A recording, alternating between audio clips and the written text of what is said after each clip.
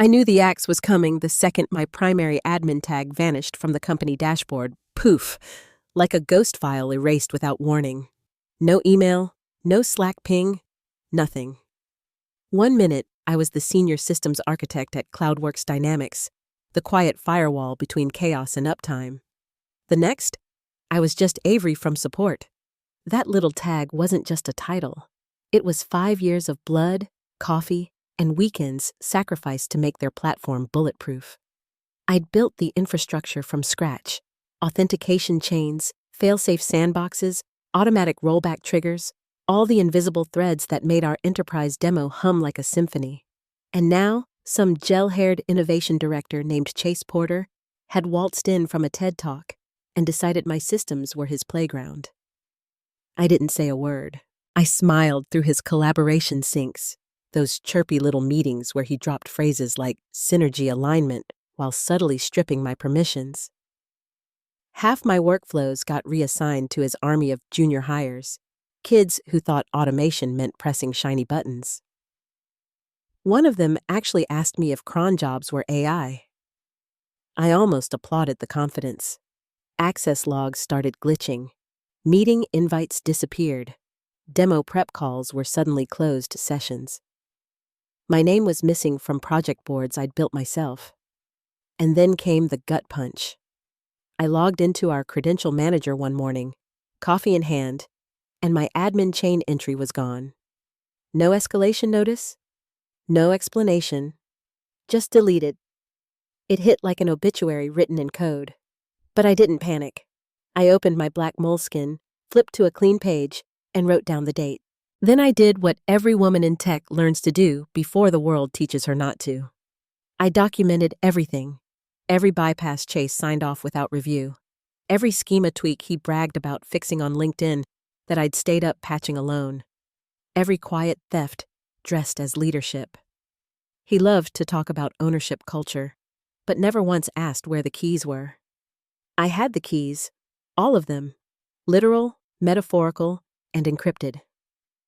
That technical glue he mocked? It wasn't fragile. It was fortified, legal, and very, very intentional. See, CloudWorks rotated engineers faster than coffee filters. Half the time, I was cleaning up after some wonderkin's meltdown while they were already interviewing for Google. I learned early: protect your work or watch it get buried under someone else's ego. That's why every automation in our demo environment required biometric validation. Mine. It was buried deep, tucked in a sandbox so clean it could have passed an FDA inspection. Nobody knew. They never looked. And unless someone really dug, they'd never see that without my token authentication. The demo would slowly time out into lockdown. I wasn't planning revenge. Not yet. I just wanted a clean exit. Let them stumble. Figure out how little they actually understood.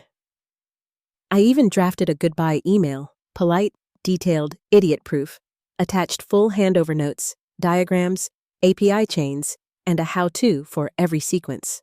All they had to do was read. But people like Chase don't read. They perform. So I let him fade me out.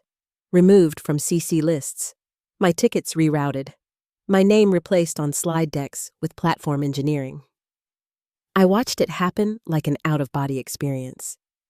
He once introduced himself to a client as head of systems infrastructure, while I was standing 6 feet away. My smile didn't move, but something inside me did. By that Friday, my desk was half-packed. Not because I'd been fired, yet, but because I could smell layoffs in the HVAC.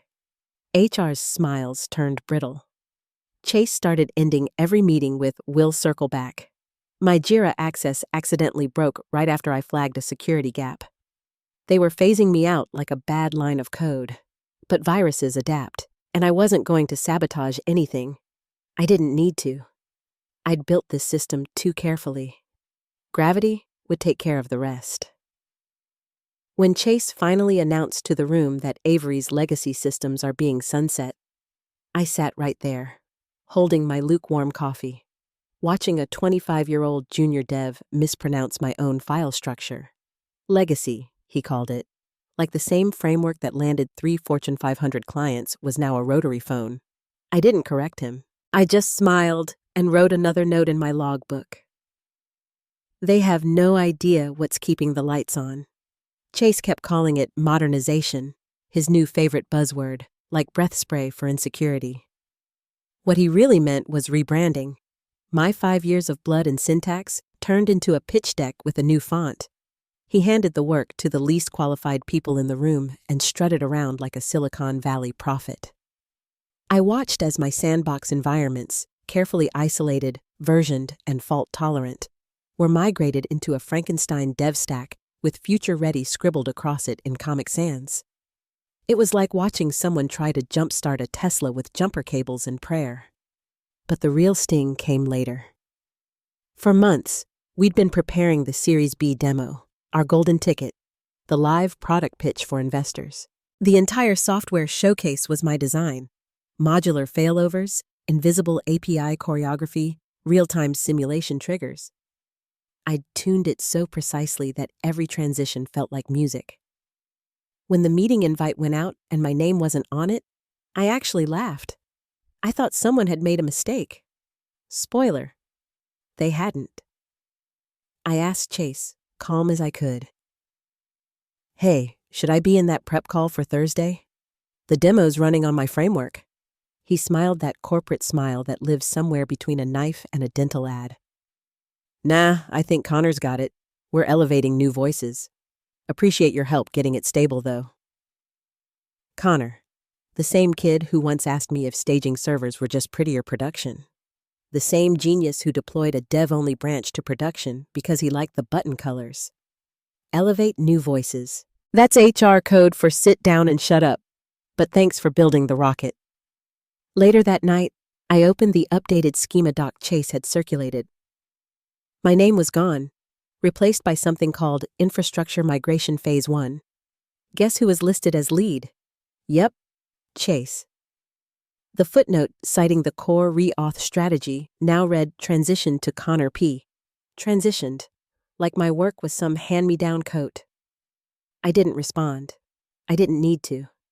Instead, I logged into the admin dashboard quietly, calmly, like a surgeon before an incision.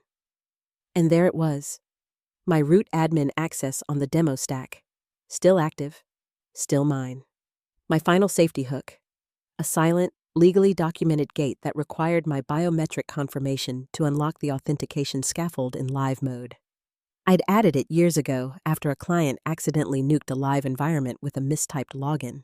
From that day forward, I baked biometric verification into every deployment. It wasn't sabotage, it was security. They never revoked it because they never even knew it existed. In Chase's world, systems had no authors, just features that magically appeared ready for his PowerPoint. So I sat back and let him build his house of cards. That's when I began preparing my exit. Not emotional, strategic. I started forwarding Chase's contradictory Slack messages to my personal archive. I screen captured his overlapping meeting invites, the ones that scheduled demo rehearsals during team wellness hours. I saved every document version where he quietly replaced my name with his. I even kept logs of every bug I fixed while he was busy tweeting about transformational leadership. Here's what happens when you erase someone. You stop watching them. And when they stop watching, you can document in peace. Every false claim, every code failure ticking quietly beneath that polished presentation was a breadcrumb back to me. At 2:11 a.m. one night, I opened the sandbox, the isolated canary environment I'd built for testing failovers. The name came from canary in a coal mine, because if something toxic entered the system, it'd sing before the explosion. I wasn't planning to trigger anything, I just wanted insurance. A silent safeguard that ensured integrity, mine and the company's. The Canary Protocol wasn't sabotage, it was policy. Buried in a compliance white paper I'd authored and Chase had skimmed at best. I mirrored the live demo stack inside the sandbox, cloned every heartbeat, every dependency, every logic thread I'd perfected over the years. Then, I added one quiet line of code. Require biometric token, ease, A. Rivers, no alerts. No drama. Just a lock. One that only opened for me. I encrypted the update twice and logged it into our compliance system with a 6-month expiration flag. Entirely legal, entirely transparent if you read the documentation. And of course, no one ever did. The next morning, Chase bragged in the hallway about rebuilding our infrastructure. I smiled, sipping my coffee, and thought, you didn't build a system. You built a countdown. The pre-demo buzz hit the office like static. Chase had scheduled a small investor preview that Thursday, bragging about how seamless the platform was performing. I wasn't invited, naturally, but I came in anyway, badge still active, face calm, earbuds in, pretending to troubleshoot some phantom ticket in the queue. I'd created that ticket myself, just to give me an excuse to sit there and watch. At exactly 2:04 p.m., my monitoring dashboard chimed. Demo authentication initialized. Smooth, flawless. I hadn't revoked anything yet. I watched the session handshake, each validation green, each process heartbeat normal. Chase strutted around like a peacock in a blazer, while Connor fumbled at the keyboard as if pressing enter required divine intervention. I sipped my tea and smiled. I could have pulled my token right then, watched the whole thing seize up in front of their precious investors. But I didn't. I wasn't angry anymore. I was clear. Anger burns fast. Clarity lasts. What I wanted was distance.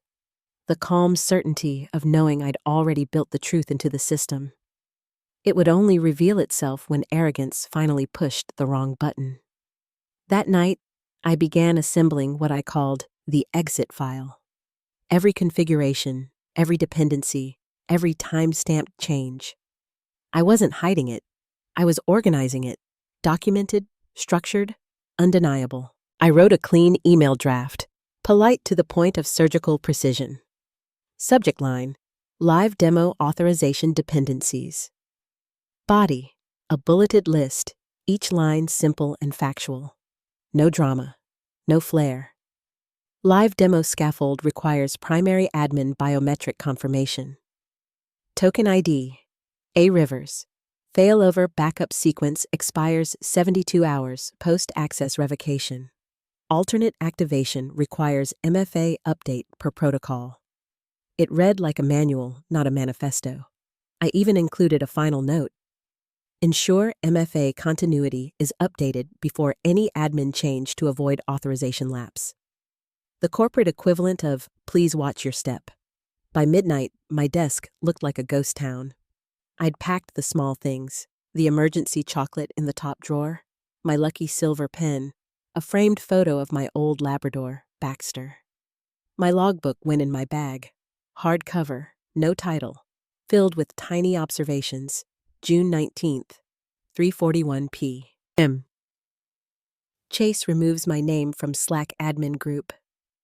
June 30th, 10:07 a.m. Connor forgets to deploy QA tests. Demo fails silently. Chase blames legacy issues. July 14th, 1:12 a.m. Canary protocol cloned. Sandbox verified. Token secure. I wasn't paranoid. I was precise. They thought the lights stayed on by themselves. They never realized who flipped the switches. The next morning arrived too quietly. My badge still worked at 7:58 a.m. A small mercy before the axe fell. Then came the call. Hey, Avery, can you swing by HR for a quick chat? That phrase, quick chat, is corporate code for we rehearsed this termination speech already.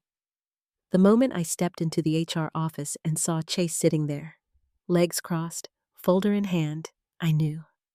He looked like he'd been practicing this smirk in the mirror, rehearsing the tone of smug empathy that only bad managers and politicians perfect. Avery, he said, smoothing his tie. We really appreciate everything you've done, but we're moving in a new direction. He slid the envelope toward me like a poker player folding a losing hand. The HR rep fidgeted, clearly uncomfortable, like she wanted to apologize but didn't have the clearance. My hands didn't shake. I opened the envelope, scanned the page. 2 months severance, a non-disclosure clause stapled like an afterthought. "Thank you," I said. Calm, honest. Because I meant it. He thought he was ending something. He was just starting it. I placed my badge on the table beside his overpriced cold brew, turned, and walked out. No door slam, no speech. Just clean air. In the elevator, I pulled out my phone, opened drafts, and hit send on the email. Timestamp 7:59 a.m.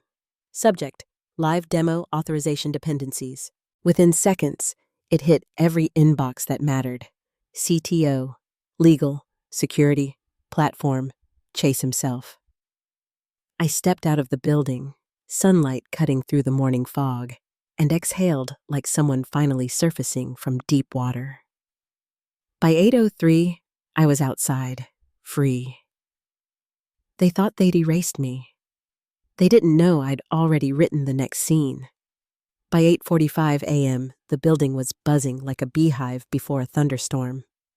The big moment had arrived. Series B funding pitch. Chase called it the Cathedral Demo, as if code were divine, and he was the priest at the altar. Inside that boardroom sat half of Silicon Valley's checkbooks, 2 partners from Blackstone Ridge Capital, a director from Silver Peak Ventures, and our CEO, poised, polished, completely unaware her golden boy was standing on a minefield. Miles away, I sat at my kitchen counter in sweatpants, French press steaming beside me, the quiet hum of my laptop filling the silence. I opened the Canary dashboard, my private mirror system, and checked the logs. Everything green, secure, ready. My biometric token still active, still the unseen key holding their showcase together. I watched the clock tick to 8:47 a.m. Then, with the calm of a surgeon closing a final stitch, I toggled the token from active to revoked. No fireworks, no red alerts, just a silent command confirming MFA dependency disabled. Canary sequence integrity confirmed. I didn't do it out of spite. I wasn't cackling like some movie villain. I did it because that's what they wanted, a system without me. So I gave them exactly that. The demo sequence had a buffer, 60 seconds for handshake, 30 for dependencies, 15 for biometric cascade. Without my token, the system would cycle once, twice, then time out, searching for something that no longer existed.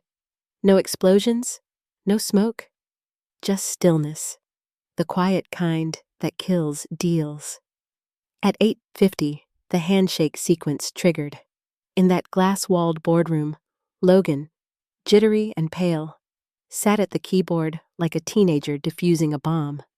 Chase hovered behind him, radiating confidence so fake it almost shimmered. "Let's show them what we've built," he said, loud enough for the investors to hear. His grin could have powered a small city.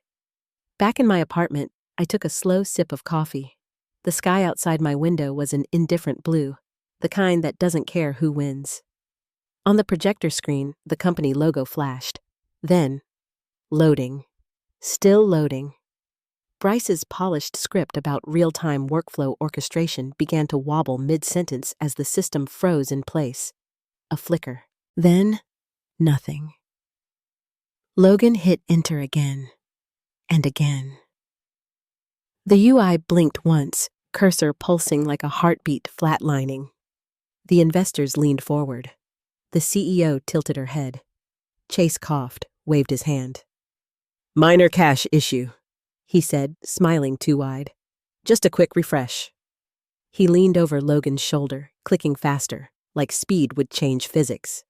Terminal window. Command line. Another refresh. Still nothing. Across the top of that beautiful $12,000 wall-mounted screen appeared one line of white text on a black background. Primary admin authorization required. Access halted. No colors, no animations, just 6 words that could end a career. Silence followed. Thick, metallic silence. Logan tried again, whispering something about cashed tokens. The CTO squinted at the message, then at Chase. "Who's the primary admin?" he asked. Chase's jaw tightened. "It's been migrated," he lied, voice cracking slightly. "This must be an old dependency." He grabbed the mouse again, flipping through system logs like a gambler chasing a miracle. But the message didn't change. Primary admin authorization required. Behind him, one of the investors slowly closed his laptop. Not a word, just that soft click. The sound of trust folding in on itself. The CEO didn't yell. She didn't need to. She just turned, gaze sharp enough to peel paint. "Fix it," she said. Chase's hand froze. He typed something, hit enter. Permission denied. Again, same result. The CTO pulled out his phone, scrolling furiously, probably searching for the last compliance email I'd ever sent. The one time-stamped 7:59 a.m., live demo authorization dependencies. He found it. I know he did, because 30 seconds later, that boardroom screen filled with scrolling audit logs, each line stamped with my name. July 14th, A. Rivers. Canary Protocol deployed. July 15th, A. Rivers. Biometric token validation active. July 16th, A. Rivers. Documentation. Sent. CTO. Chase. Legal. He read it aloud. The silence that followed could have frozen sunlight. Miles away, I leaned back in my chair and smiled. Not with triumph, but peace. The system was telling the truth they'd ignored. They hadn't been sabotaged. They'd been warned. The CTO's voice was barely a whisper as he reread the logs, each line heavier than the last. The timestamps didn't lie. Every single entry bore my name, my ID, my official documentation, all sent to the right people, all ignored. He stopped on one in particular, the one that sealed it. July 16th. A. Rivers. Email to CTO, Director, and Legal. Subject: Live Demo Authorization Dependencies. Status: Unread. A shiver passed through that boardroom like an electrical current. Chase stood perfectly still, a man realizing in real time that he'd built his reputation on someone else's backbone and never learned how it worked. The investors exchanged silent glances, the kind you only see when millions of dollars start evaporating in the air-conditioned calm of corporate failure. "This is outdated," Chase blurted, voice climbing an octave. "That MFA requirement was deprecated in version 4.5. We transitioned to soft tokens months ago." Connor, the poor intern turned scapegoat, stammered. I thought we were still validating hard tokens for production builds." "It doesn't matter," Chase snapped.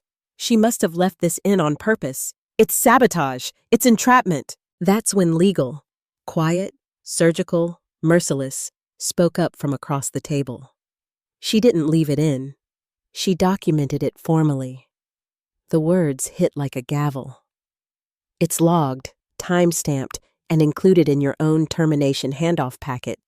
The Canary Protocol was flagged as mission-critical in the compliance chain. You approved it, Chase." The air collapsed. The CEO didn't move.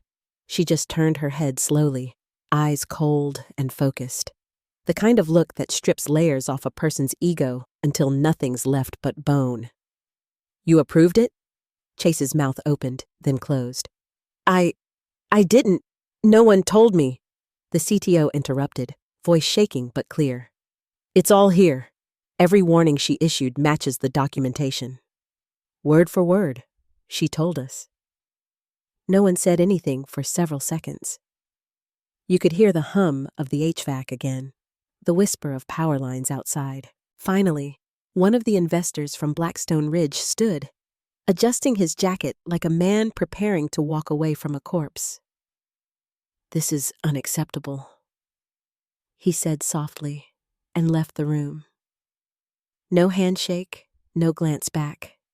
Just a single word that could end a quarter. Unacceptable. The sound of the door clicking shut echoed like a funeral bell. Back in my apartment, I refreshed the Canary dashboard.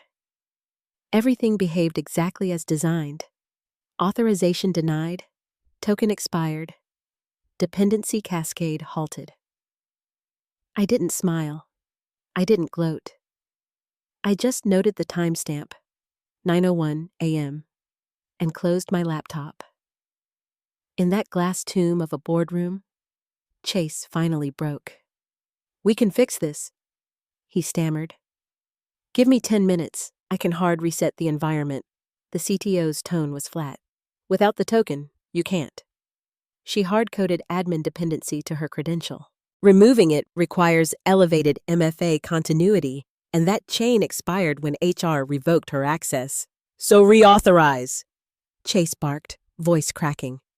"Get security on it." "I am security," the CTO replied, each word slow, final. He turned his monitor to show the screen, the error message still burning across it like judgment. "Primary admin authorization required. Access halted."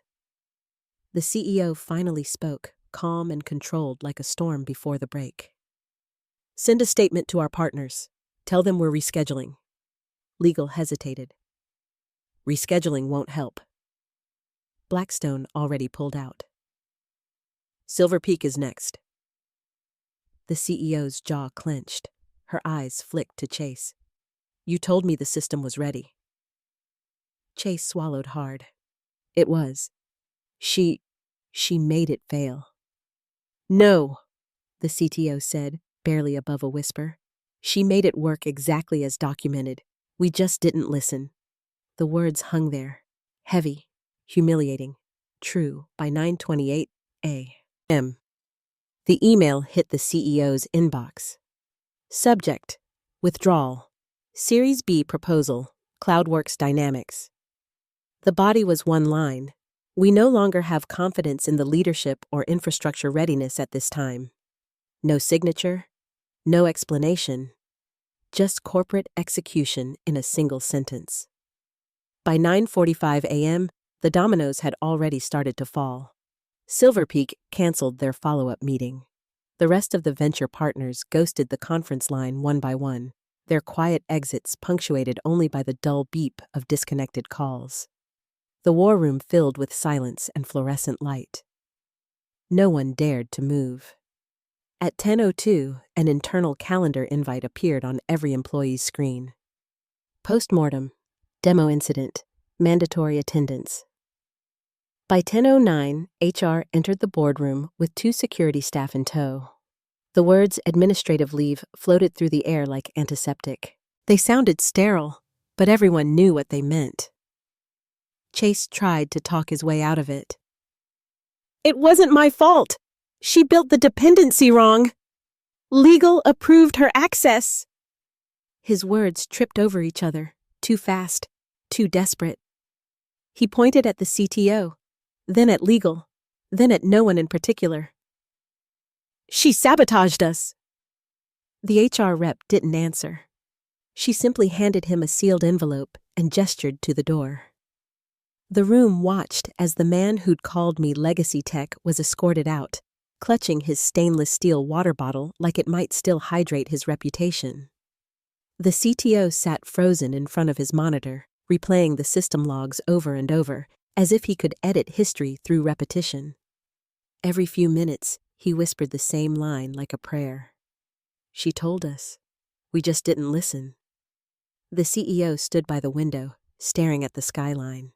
Her arms were folded so tightly it looked like she was holding herself together. The silence stretched until it became a sound of its own. Humiliation humming at 60 hertz. Downstairs, Chase's badge access had already been disabled. The security guard didn't even make eye contact as he signed the exit form. The automatic doors closed behind him with the soft finality of a chapter ending. Back at my apartment, the morning light slanted across the kitchen tiles. I was slicing an apple, coffee, cooling beside me. My phone buzzed once on the table. Unknown number, company line. I didn't pick up. I didn't even check the voicemail. It rang again, then again. The sound blended into the background hum of the refrigerator. I ignored it, moving slower than I had in weeks, breathing steady. For the first time in a long time, my body wasn't braced for impact. At HQ, chaos had taken human form. Legal was drafting containment statements. Marketing debated whether to issue a press release or pretend the meltdown never happened. The CTO's fingers trembled as he typed an internal memo marked urgent but had no idea what to say beyond 3 words. We were warned. The CEO finally broke her stillness and walked out of the boardroom, phone already in hand. She didn't call legal or HR. She called me. I watched her name flash on my screen. Ellen Marks, company number, the same voice that once congratulated me for quiet consistency. The phone vibrated in my hand. I let it ring once, then sent it to voicemail. No bitterness, no triumph, just boundaries. Back inside the glass tower, Ellen tried again. Same result. She didn't leave a message. What could she possibly say? Sorry we erased you? Sorry we called your work outdated and handed it to an intern? Sorry we fired you an hour before the company's biggest moment? Instead, she just stared out the window of that boardroom, surrounded by the carcass of what they'd called modernization. Somewhere behind her, legal whispered something about investor liability. She didn't respond. She just said one word, half whisper, half confession. Avery. By then, I'd moved out to the patio, settling into a chair I kept meaning to replace.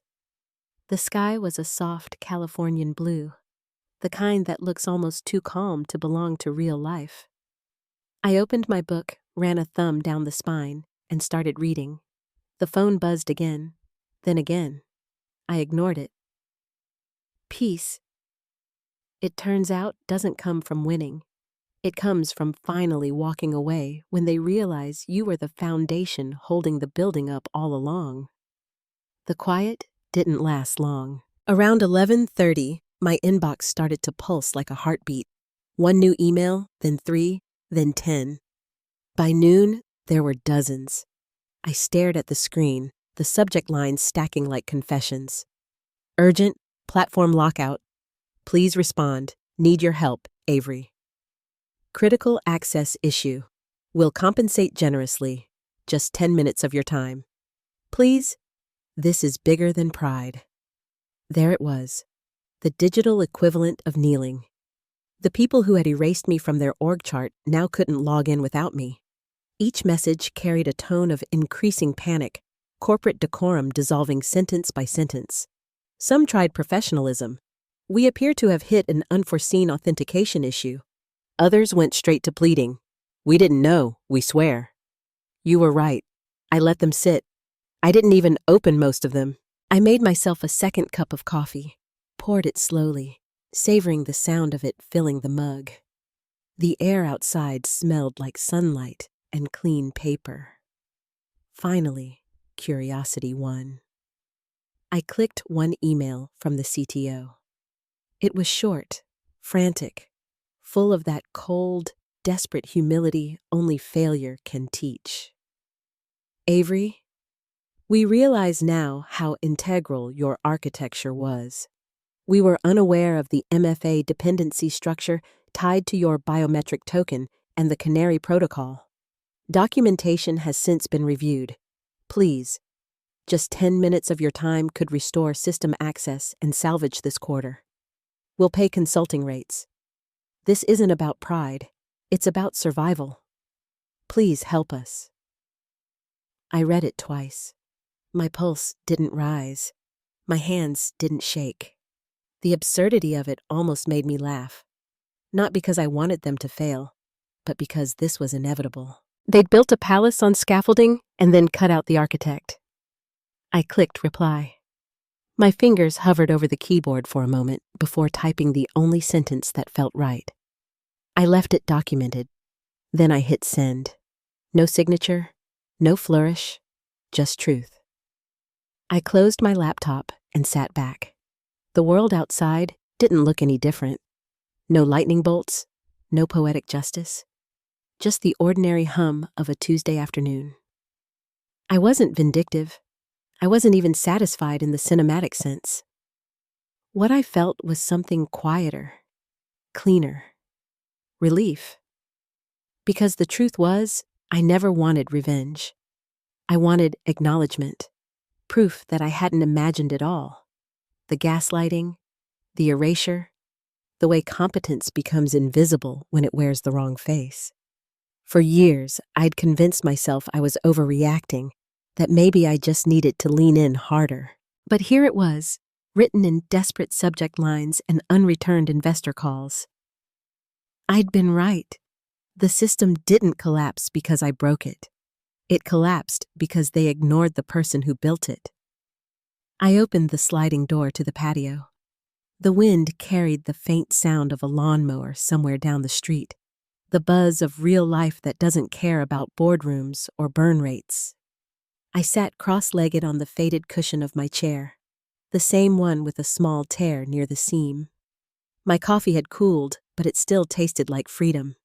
My phone buzzed again. Another incoming call. Company number. I didn't bother looking. I let it ring until the sound faded. Instead, I picked my book back up, ran my thumb over the edge of the pages, and turned to the next chapter. The world didn't tilt, didn't spin faster. The sun just kept moving, unbothered, indifferent. They'd asked for my help. They'd offered money, apologies, even flattery.